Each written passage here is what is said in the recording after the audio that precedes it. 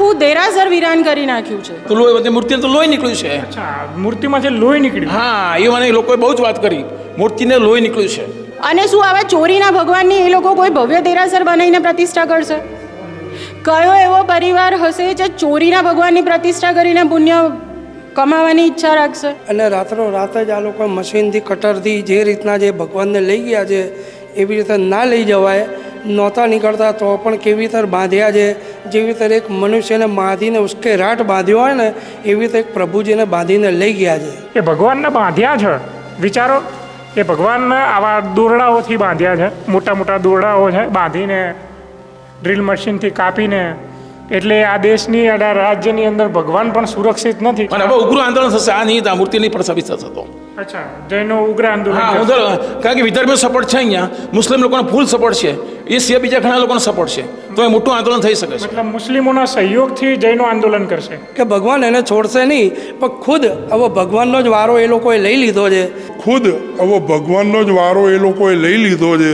જૈન સમાજ જે અત્યાર સુધી સત્તાની સાથે સાથે રહ્યો એનું કદાચ આ જૈન સમાજને પરિણામ મળી રહ્યું છે. હા, મુગલોના સમયમાં સુરક્ષિત રહ્યા, અંગ્રેજોના સમયમાં રહ્યા, કોંગ્રેસ સરકારના રાજમાં સુરક્ષિત રહ્યા, આજે કેમ ગયા ભગવાન? સાથીઓ, જૈન સમુદાયનું આ દેરાસર છે જે રાજપુર ગોમતીપુર વિસ્તારમાં આવેલું છે.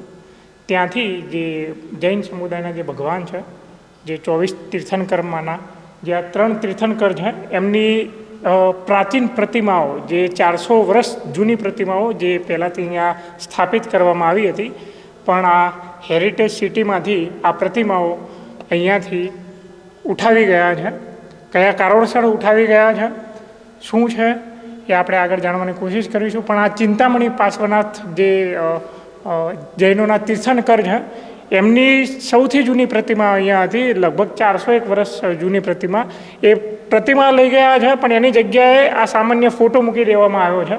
આ અમદાવાદ જેવા હેરિટેજ સિટીની અંદર જે આપણે સૌથી જૂનો વારસો કહેવાય, એ જૂનો વારસો જે દુનિયામાંથી, વિદેશોમાંથી જોવા માટે અહીંયા આવે છે, પણ એ પ્રતિમાઓને અહીંયાથી ક્યાંય ને ક્યાંય આ લોકોનું કહેવું છે ખંડિત કરીને, કાપીને લઈ ગયા છે. કેવી રીતે કાપી, અમે તમને એ પણ બતાવવાનો પ્રયાસ કરીશું. આ પ્રતિમાઓને આ તમે જોઈ શકો છો, ડ્રીલ મશીનથી કાપવામાં આવી છે. આ ડ્રીલ મશીન, કેમેરામેન જરા બતાવશે કે આ ડ્રીલ મશીનથી એને કાપવામાં આવી છે. અને સાથે સાથે એ ભગવાનને બાંધ્યા છે. વિચારો, એ ભગવાનને આવા દોરડાઓથી બાંધ્યા છે, મોટા મોટા દોરડાઓ છે બાંધીને, ડ્રીલ મશીનથી કાપીને.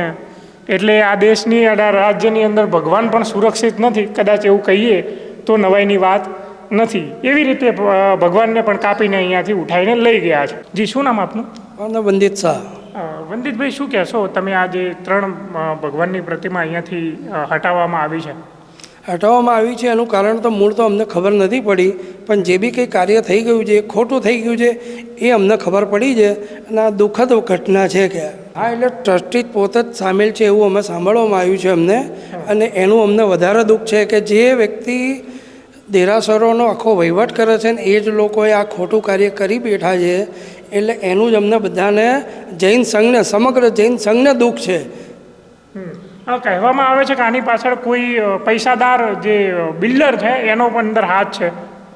પૈસાદાર બિલ્ડરનો હાથ છે કે એવું કંઈક રાજકારણ છે, એવું બધું કંઈક ને કંઈક તો હશે જ અંદર, તો જ આટલા મોટા પાયે આટલું મોટું કામ થાય. સામાન્ય માણસને આપણે લાગણી દુભાઈએ તો કેટલું બધું દુઃખ થાય છે કે મેં શું કરી નાખ્યું, મિચ્છામી દુક્કડમ કહેતા હોઈએ છીએ અમે જૈન સમાજના લોકો. આ તો પ્રભુજીને જે રીતના લઈ ગયા છે, શી ખબર આ લોકોએ શું કરવા બેઠા છે અને શું થશે, એ તો હવે વિચારવાનો જ હવે એક વિષય થઈ રહ્યો છે. પણ આ જે ટ્રસ્ટીઓ હતા, જે પ્રભુના ભક્તોની પણ સલાહ સૂચન લીધી નહીં કે શું છે? તમને જાણ કરી હતી કે ભાઈ અમે આવી રીતે કરવાના છીએ? કોઈ સકળ સંઘને જાણ કરવામાં નહોતી આવી. કાયદેસર તો તમારે સકળ સંઘને જણાવવું પડે, પંચને જણાવવું પડે કે અમે આ રીતનું ઉત્થાપન કરીએ છીએ, પણ એવું કોઈને જ ખબર નથી. રાત્રો રાત આ લોકો અહીંયા આવ્યા અને રાત્રો રાત જ આ લોકો મશીનથી, કટરથી જે રીતના જે ભગવાનને લઈ ગયા છે એવી રીતે ના લઈ જવાય. નહોતા નીકળતા તો પણ કેવી રીતે બાંધ્યા છે, જેવી રીતે એક મનુષ્યને બાંધીને ઉશ્કેરાટ બાંધ્યો હોય ને એવી રીતે એક પ્રભુજીને બાંધીને લઈ ગયા છે. તમે વર્ષોથી આ ભગવાનની પૂજા કરો છો. જે તે સમયે તમને જાણવા મળ્યું કે આ પ્રતિમાઓ અહીંયાથી ઉઠાઈને લઈ ગયા અને આવી રીતે કટરથી કાપીને લઈ ગયા, તમને એવી કઈ અંદરથી સંવેદનાઓ જાગી હતી? અંદર શું લાગ્યું? સંવેદના તો એવી જાગી કે જાણે એમ થાય કે ધરતી ફાટે અને અમે સમય જઈએ એવી વેદના અમને થાય છે કે જે ન થવાનું થઈ ગયું છે. તો આગળ તમે શું કરવા માંગો છો? મતલબ કેવી લડાઈ? આગળ તો એક જ બધાનો સકળ સંઘનો જૈનનો એક જ છે પોકાર કે જ્યાં જે સ્થાપિત હતા પ્રભુજી અમારા ત્યાં જ અમારા ત્યાં આવી જાય. એ લોકોને પણ પ્રાયશ્ચિત થવું જોઈએ ને અંદરથી કે જે કર્યું છે અમે ખોટું કર્યું છે.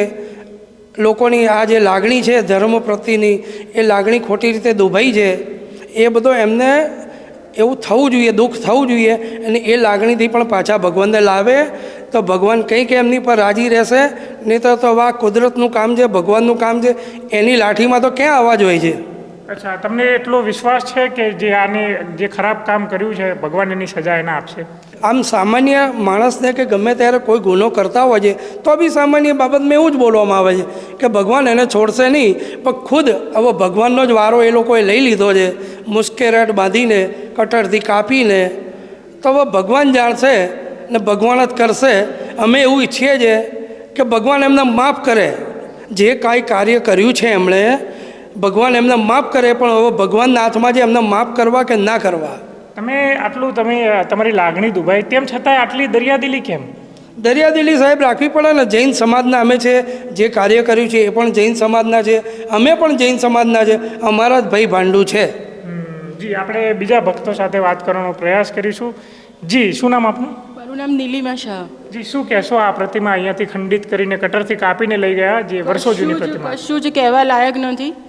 જૈનો જે અહિંસામાં માને છે, જે તીર્થંકર પરમાત્માને આટલું બધું માને છે, તીર્થંકર પરમાત્માને પીઠ પણ નથી બતાવી શકતા, એ તીર્થંકર પરમાત્માની આટલી બધી વિરાધના કરી કોઈ શબ્દો જ નથી બોલવા માટે. પણ કહેવાય છે કે આ જે ટ્રસ્ટીઓ છે ને એ પ્રોસેસ ફોલો કરીને લઈ ગયા છે, બધી વિધિઓ કરીને લઈ ગયા છે. ટ્રસ્ટીઓએ ચોક્કસ પ્રોસેસ ફોલો કરી છે. ટ્રસ્ટીઓએ માણસોએ બનાવેલા કાયદાઓ ફોલો કર્યા છે. પણ જે આચાર્ય ભગવંતો જે કહી ગયા છે, જે ભગવાન કહી ગયા છે, એમાંની કોઈ પ્રોસેસ ફોલો નથી થઈ. જ્યારે પણ ભગવાનની પ્રતિષ્ઠા થાય છે ત્યારે એવું કહેવાય છે કે સૂર્યચંદ્ર તપે ત્યાં સુધી આપ અહીંયા બિરાજો.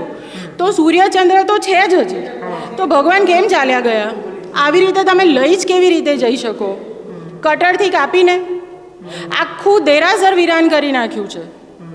એવું કરવાનું કારણ શું હતું? મતલબ આ કુલ કેટલા વર્ષો જૂનું હશે આશરે? અંદાજે દેરાસર 400 વર્ષ જૂનું કહેવાય છે.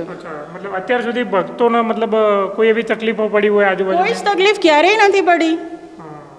કોઈ અહીંયા જો કોઈ તકલીફ પડી હોય, કોઈ અહીંયા વિધર્મી કે વોટ એવર ન્યુસન્સ હોય તો પોલીસ ફરિયાદ થઈ હોય ને. એક પણ પોલીસ ફરિયાદ થઈ છે આ દેરાસરની વિરુદ્ધ? પોલીસ ફરિયાદ થઈ હોય, કોઈ હેરાનગતિ કરતું હોય તો એનો ઉપાય કરાય. ભગવાન કાઢીને ન લઈ જવાય. આ કોઈ તમારી પ્રોપર્ટી હતી? ટ્રસ્ટીઓ તો ખાલી વહીવટદાર છે, કંઈ માલિક નથી. એ જેણે પણ નિર્ણય લીધો હોય તદ્દન ખોટું છે. અને શું આવા ચોરીના ભગવાનની એ લોકો કોઈ ભવ્ય દેરાસર બનાવીને પ્રતિષ્ઠા કરશે? કયો એવો પરિવાર હશે જે ચોરીના ભગવાનની પ્રતિષ્ઠા કરીને પુણ્ય કમાવાની ઈચ્છા રાખશે? આ લઈ કયા દેરાસરમાં ગયા? આ શીલજ બાજુ કોઈ વિસ્તારમાં લઈ ગયા હોવાની વાતો છે. ત્યાં દેરાસર છે? દેરાસર તો બન્યું જ નથી હજી. દેરાસર બન્યા પહેલા અહીંયા લઈ ગયા? દેરાસર બન્યું જ નથી. કદાચ ભગવાનના નામે એમને માર્કેટિંગ કરવું હશે. અચ્છા, કેવી રીતે માર્કેટિંગ? મતલબ પ્રાચીન ભગવાન હોય તો જૈનો વધુ ને વધુ રહેવા જાય અને વોટ એવર સ્કીમ વેચાય એ લોકોની. એટલે મતલબ એ બિલ્ડર છે એટલે બિલ્ડર પણ હોઈ શકે. બરાબર. ઘણા બધા નેતાઓના પૈસા પણ લાગેલા હોઈ શકે, આપણને ખબર નથી કોણ છે. મતલબ એવી શંકા છે તમને? શંકા છે. બધા જો ખોટું થાય એટલે દરેક વસ્તુ આપણને એવું થાય કે ખોટું થયું તો આની પાછળ ચોક્કસ કોઈ ને કોઈ મોટા માથા હશે. તો તમને શું આની આગળની લડાઈ તમે કેવી રીતે લડવા માંગો છો? કારણ કે સિસ્ટમ આગળની લડાઈ ભગવાન પર જ છોડેલું છે. જે ખોટું છે એ ખોટું છે જ, અને આ માંગણી કાયમથી રહેશે જ. 3-4 દિવસ થયા છે પણ અત્યારે જે પણ બીજા ભારતભરના જે બીજા જૈન શ્રેષ્ઠીઓ છે કે જૈન એક્ટિવિસ્ટ છે એમના સુધી વાત પહોંચાડવાની કોશિશ કરીશું. અને આ વસ્તુ જો થઈ ગઈ, આ વસ્તુ જો રિવર્સ ના થઈ, ભગવાન પાછા ન આવ્યા, તો અમદાવાદ સિટી વિસ્તારના એક પણ દેરાસર સલામત નહીં રહે. એ બધા જૈનોએ સમજી લેવાની જરૂર છે. કારણ કે તમને એવું લાગે છે અહીંયાથી એક એક્ઝામ્પલ સેટ કરવાનો પ્રયાસ થયો? ઓફકોર્સ એક્ઝામ્પલ સેટ કરવાની વાત છે. ભારત પાકિસ્તાનના ભાગલા થયા ત્યારે પાકિસ્તાનથી બધી જૈન તીર્થંકરોની પ્રતિમાજી લાયા હતા. તો એ વસ્તુ કદાચ માની શકાય કે હા બરાબર છે. તો શું અત્યારે ભારત પાકિસ્તાનના ભાગલા જેવી સ્થિતિ પ્રવર્તે છે? કેમ અહીંયાથી ભગવાન લઈ ગયા? અમદાવાદને રાજનગર એટલા માટે જ કહેવાય છે કે અહીંયા જૈનોની ઘણી બધી વસ્તી છે. તો શું અહીંયા જૈનો એકે આવતા જ નહીં હોય? જૈનો આવે જ છે સેવા પૂજા કરવા. શા માટે ભગવાનને આવી રીતે રાતોરાત લઈ જવા પડ્યા? તમારા પેટમાં પાપ હતું ત્યારે જ તમે સકળ સંઘમાં જાણ કર્યા વગર લઈ ગયા ને. એટલે કોઈ ભક્તોને સંઘમાં કોઈને જાણ જ નથી કોઈ હતું જ નહીં. એટલે એ લોકો કહે છે કે અમે જાણ કરી હતી, પણ કોઈ એવી જાણ કરેલી નથી. વર્ષો પહેલાં જમાલપુર ટોકરશાની પોળમાં આવું દેરાસર હતું. ત્યાં આજુબાજુ બધી કોઈ જૈન વસ્તી રહી નહીં અને ઘણા બધા પ્રતિમાજી હતા.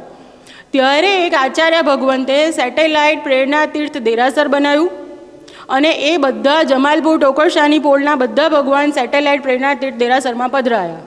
બરાબર. અને એ વખતે આખા અમદાવાદમાં બધાને જાણ હતી. એકદમ વાંચતે ગાજતે બળદગાડામાં બગીઓમાં પ્રભુજીને બિરાજમાન કરીને બેન્ડ બાજા સાથે અમદાવાદના રસ્તાઓ ઉપરથી આખી શોભાયાત્રા નીકળી હતી અને બધા ભગવાન ત્યાં બિરાજમાન કર્યા હતા. તો આ રાજપુરના આટલા બધા આ ભગવાન છે 1677માં પ્રતિષ્ઠિત થયેલી પ્રતિમાજી કહેવાય છે. તો આ પ્રતિમાજીને કેમ ચોરી કરીને લઈ જવી પડી? એ પણ અંધારામાં રાત્રે 3 વાગે અંધારામાં રાખીને બિલકુલ દોરડાથી બાંધીને અને ફટાફટ ગાડીમાં મૂકી દીધી ને આજુબાજુ ગાદલા મૂકી દીધા. એટલે માણસોને અત્યાર સુધી 400 વર્ષ જૂના દેરાસરના ભગવાનને કેમ તમારે આવી રીતે ચોરી કરીને લઈ જવા પડ્યા? બેન, કહેવામાં આવે છે કે અમદાવાદના જે નગર શેઠ હતા, જે ઝવેરી શાંતિદાસ ઝવેરીએ એક સરખી આવી 4 પ્રતિમાજી ભરાઈ હતી ચિંતામણી પાર્શ્વનાથ ભગવાનની. એ પણ અહીંયા જ્યારે મુગલોનું શાસન હતું લગભગ ત્યારે, ના સલ્તનત હતું. હા, મુગલ સલ્તનત જ હતી. શાંતિદાસ ઝવેરી એટલા ઉત્કૃષ્ટ કક્ષાના શ્રાવક હતા કે એમણે અકબર બાદશાહ પાસેથી પણ બધું જૈનો માટે બધું ફ્રી કરાવેલું હતું. જૈનોને ક્યારેય કોઈ રોકટોક લાગેલી નથી. શાંતિદાસ ઝવેરી માટે એવું કહેવાય છે કે એમણે અકબર બાદશાહની બેગમને બહેન બનાવ્યા હતા અને એ બહેન જ્યારે મક્કાની હજ પડવા ગયા ત્યારે શાંતિદાસ ઝવેરીએ પોતાના તરફથી આરસનું તોરણ ત્યાં મોકલેલું. મતલબ મુગલોના સમયમાં ભગવાન સુરક્ષિત હતા, પણ હાલ હા, મુગલોના સમયમાં સુરક્ષિત રહ્યા, અંગ્રેજોના સમયમાં રહ્યા. કથિત રાજકારણીઓ જે બોલે છે કોંગ્રેસ સરકારના રાજમાં સુરક્ષિત રહ્યા. આજે કેમ ગયા ભગવાન? એવી શું જરૂર પડી ગઈ તમારે? તો તમને લાગે છે આમાં સરકારે હસ્તક્ષેપ કરવો જોઈએ? સરકાર જો બધું સમજતી હોય તો ચોક્કસ હસ્તક્ષેપ કરવો જ જોઈએ. અને જો મિલીભગત હોય સરકારની, હા, સરકાર સિસ્ટમ બધા જ મિલીભગત હશે તો આમાં કશું જ નહીં થાય. જૈન સમાજ જે અત્યાર સુધી સત્તાની સાથે સાથે રહ્યો એનું કદાચ આ જૈન સમાજને પરિણામ મળી રહ્યું છે. તમે જોયું કે બેને જે રીતે પોતાની વેદના વ્યક્ત કરી, એમનું કહેવું છે કે આ 400 વર્ષ જૂનું છે, એટલે કે મુગલોના સમયમાં પણ આ દેરાસર સુરક્ષિત હતું, અંગ્રેજોના સમય પણ સુરક્ષિત હતું, કોંગ્રેસના સમયમાં પણ સુરક્ષિત હતું, અને હવે એવી તો શું પરિસ્થિતિની નિર્માણ થઈ કે આમાં જે ભગવાન હતા એ બધાને કટરથી કાપીને લઈ ગયા એટલે સુરક્ષિત નથી. ખૂબ દુઃખ સાથે કહેવું પડે છે કે આવા જૈન ટ્રસ્ટી છે, જૈન બિલ્ડરથી આવું ધંધો કરે છે તો વિદર્ભી સારો તમારે કરતા હતો કે વિદર્ભી આ મૂર્તિનું રક્ષણ કરે છે. કોઈ આવા શબ્દ શા માટે વિદર્ભીને બધા વાપરવા જોઈએ? આપણે કોઈને માટે એવો શબ્દ, મને બહુ દુઃખ થયું જ્યારે વિદર્ભી શબ્દ જ્યારે આવ્યો ને ત્યારથી મને દુઃખ થયું કે યુટ્યુબમાં મારી ચેનલ રાજર્ષ છે, મેં કેટલું બધું મુસ્લિમ કોમેન્ટ્રી બધા વિષયમાં લખ્યું છું. સફાઈ કામદાર હોય એના ઘરે હું ચા પીશ, હું કોઈ ભેદભાવમાં માનતો નથી. બધા માણસ મારે જોઈએ, બસ હું એ વિષય, હું જૈન છું, કોઈ બી માણસને હું ગણું છું અને આ ફરી પ્રસ્થાપિત થવી જોઈએ મૂર્તિ. એવી મારી સખત માગણી છે સરકારમાં કે આ જલ્દી વહેલી તકે થાય ને ઉગ્ર આંદોલન કરવામાં આવશે આનું. એટલે લોકોનું અહીંયા એવું કહેવું હતું કે આ વિધર્મી વસ્તી અહીંયા લોકો રહે છે, જૈનો બહુ ઓછા રહે છે એટલે એના માટે લઈ ગયા છે. એ એક બાનું છે વિધર્મીનું, કારણ કે એ બાનું કાઢે એટલે પછી લઈ જવાય ને મૂર્તિ લઈ શકે ને, કંઈ લઈ ના શકાય એટલે રાતે ચોરી કરી નાખી. પછી કે ભગવાને કીધું તમને આવવાનું, ભગવાને કીધું તમે તમે પરાણે દરરોજ બહાર નીકળતા નહોતા, તમારે પરાણે લઈ ગયા તમારા જવા તો લોહી મૂર્તિને તો લોહી નીકળ્યું છે. અચ્છા, મૂર્તિમાં જે લોહી નીકળ્યું. હા, એ મને લોકોએ બહુ જ વાત કરી, મૂર્તિને લોહી નીકળ્યું છે. અચ્છા, એટલે ચમત્કારી મૂર્તિઓ હતી. હા, ચમત્કારી મૂર્તિ હતી, 400 વર્ષ જૂની છે. બહુ લોકો આવે છે, એમ કે રવિવારે 1000-1200 માણસો દર્શન કરવા આવે છે. અને એટલું બધા બહુ લોકોને ચમત્કાર થયા છે આ મૂર્તિથી. તો શું લાગે છે કે આ જે લોકો મૂર્તિ લઈ ગયા છે સુખી રહેશે? ના, સુખી નહીં રહે. મેં કેટલા દાખલા યુટ્યુબમાં આપ્યા છે. એટલે કુદરત એનું કામ કરે છે, ગમે તેને કહી શકે છે. અત્યારે પુણ્યથી મને ખબર ના પડે, આમે યુટ્યુબમાં બધું આપ્યું છે. બધા પાપ કરતા વિચારો. અમુક ટ્રસ્ટીઓ મળેલા છે બિલ્ડર સાથે, ફૂટેલા છે, તો જ આ વસ્તુ બની શકે, ને બની જ ના શકે ને. ટ્રસ્ટીઓ ફૂટેલા છે. હા, ટ્રસ્ટીઓ ફૂટેલા છે. અમુક ટ્રસ્ટી અને અહીંથી ફૂટેલા હોય છે અંતરના માણસો, તો જ આ બની શકે. એ સિવાય આ ઘટના બને જ નહીં. 100 વાત નહીં, એક વાત. અને હવે આ મૂર્તિ ફરીથી થવું જોઈએ. જો હવે કોઈમાં એમ કહે કે ભાઈ સારી રીતે લઈ ગયા તો પબ્લિક સામે ભેગી થાય છે. પબ્લિકને કંઈ ખબર જ નથી, તો પબ્લિક ભેગી કેમ થાય? આંદોલન પબ્લિકને મતલબ જૈન સમુદાયના લોકોને વિશ્વાસમાં જ નથી લીધા. ના, વિશ્વાસ કોઈ લીધા જ નથી. અહીં બધા ભેગા થાય છે રોજ, કોઈ વિશ્વાસ લીધા જ નથી. અને હવે ઉગ્ર આંદોલન થશે. આ નહીં, આ મૂર્તિ નહીં પણ વિશ્વાસ થતો. અચ્છા, જૈનો ઉગ્ર આંદોલન. હા, કારણ કે વિધર્મીનો સપોર્ટ છે અહીંયા, મુસ્લિમ લોકોનો ફૂલ સપોર્ટ છે, એ સિવાય બીજા ઘણા લોકોનો સપોર્ટ છે, તો એ મોટું આંદોલન થઈ શકે છે. મતલબ મુસ્લિમોના સહયોગથી જૈનો આંદોલન કરશે. અહીંયા જૈનો તો છે જ, એ સિવાય બીજા મુસ્લિમો છે, બીજા બધા અહીંયા એ લોકોની બી આસ્થા છે અહીંયા. અચ્છા. હા, અને એ લોકો બી માને છે, અને એ લોકો જૈનોના સપોર્ટમાં જ છે કે આ ચમત્કારી મૂર્તિ છે, એટલે લઈ ગયા ત્યાં. અને લોકોને કહેવાય કે આ ચમત્કારી મૂર્તિ લાયા, અને લોકો એ જોઈને ફ્લેટ ખરીદે કે ત્યાં પૈસાની ખેંચ નથી, બરાબર, તો ખૂબ રૂપિયા આવે. બિલ્ડરમાં રૂપિયાની ખેંચ નથી, પણ આ મૂર્તિ કેમ લઈ ગયા? ક્યાંયથી લઈ ગયા અને ત્યાં જઈને સ્થાપના કરો, આવી કન્ડિશન. મતલબ ભગવાનનો સોદો થયો છે. ભગવાનનો સોદો. હા, અને લોકોને ખબર હોય નહીં,